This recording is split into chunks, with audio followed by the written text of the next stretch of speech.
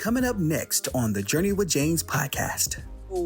If I forgave myself and I asked for forgiveness and I let go of condemnation, then I need to move forward. Don't get comfortable in your pity. Don't make a pity party over things. Nobody wants to hear a pity party. This is just truth right here. Inspiration, motivation, encouragement. The Journey with James podcast starts right now.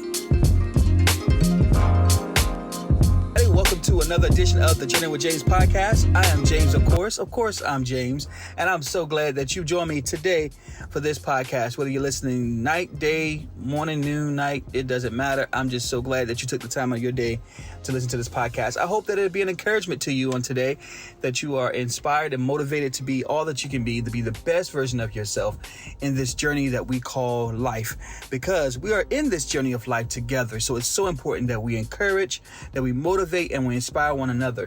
It's so much going on right now in this world, and I would just say, for my opinion, that it feels like it's a spirit of division that's going on. But I know a God that can make things all right. But we have to come collectively together and to really support one another and really, really help us through each and everything.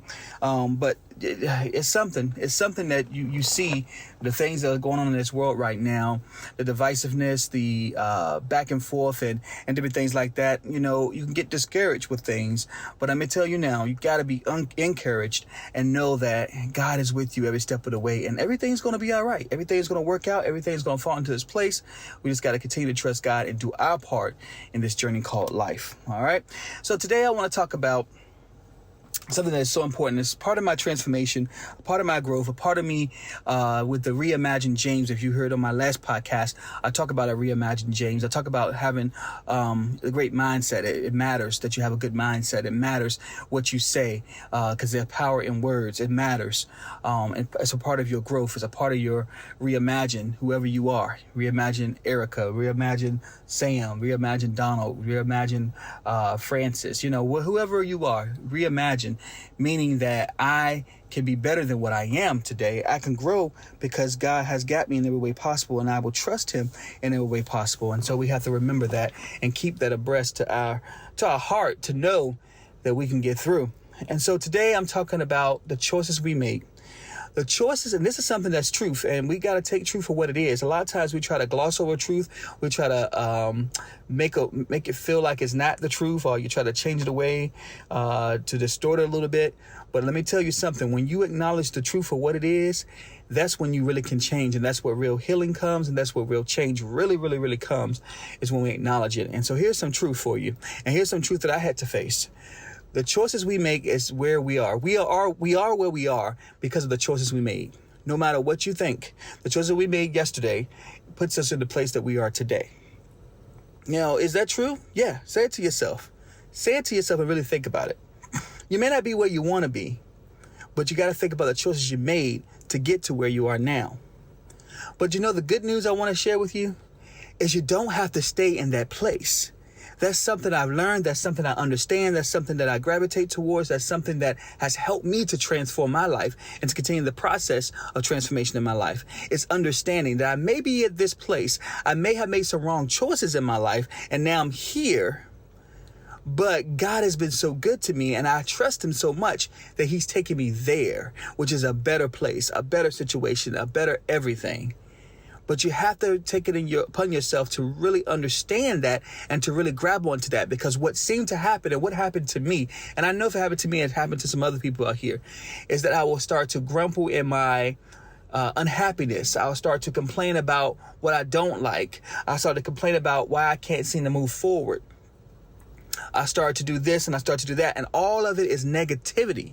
And what I say about negativity and what you say to yourself, it becomes what it is. You got to watch what you say. You got to watch what you think.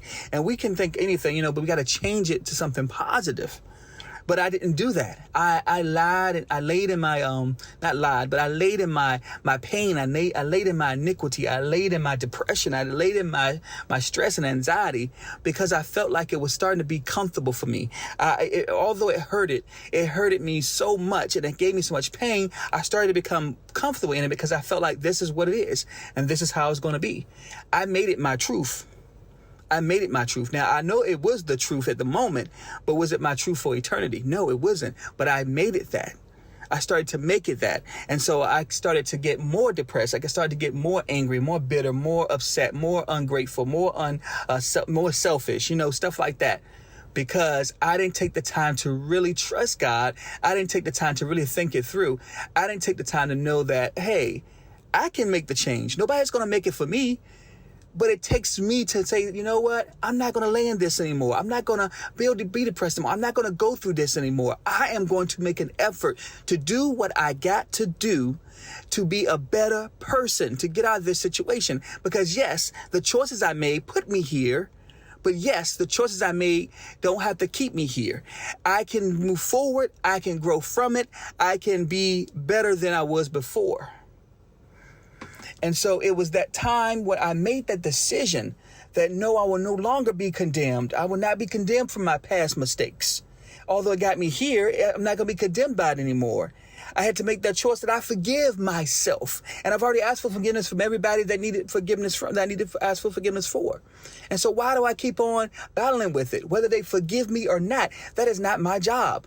That is God's job to work on them. But I cleared my conscience because I was sincerely and authentically sorry for the things that I have done to get me to the place where I am today. So if I forgave myself and I asked for forgiveness and I let go of condemnation, then I need to move forward. Don't get comfortable in your pity. Don't make a pity party over things. No, nobody wants to hear a pity party. This is just truth right here. Nobody wants to hear a pity party. It's okay to go through things. It's okay to talk about some things that may be on your heart with a trusted friend, everything, but it's not okay to stay in that. It's not okay to stay in that. And that's why God sends you people, and that's why you have the Lord. And that's why God sends you people to speak life to you through him. Like he sends people that comes right on time. He lets something happen right on time, a situation to occur right on time to let you know that he's still there in the midst, to let you know that he is still God, and to let you know that he's been working behind the scenes all the long, even when we don't think he is.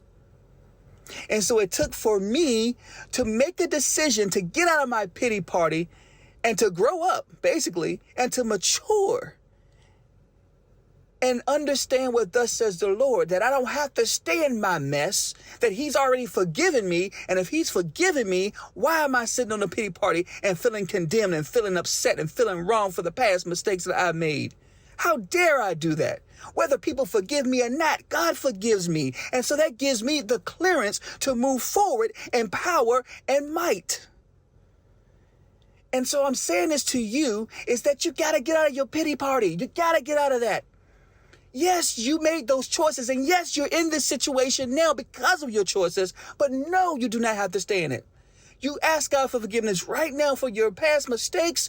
You ask God to keep you. You ask God to get rid of that condemnation because it's not of God. And you ask God to help you to grow and move forward in what he has for you in your life, which is bright, which is great, which is magnificent.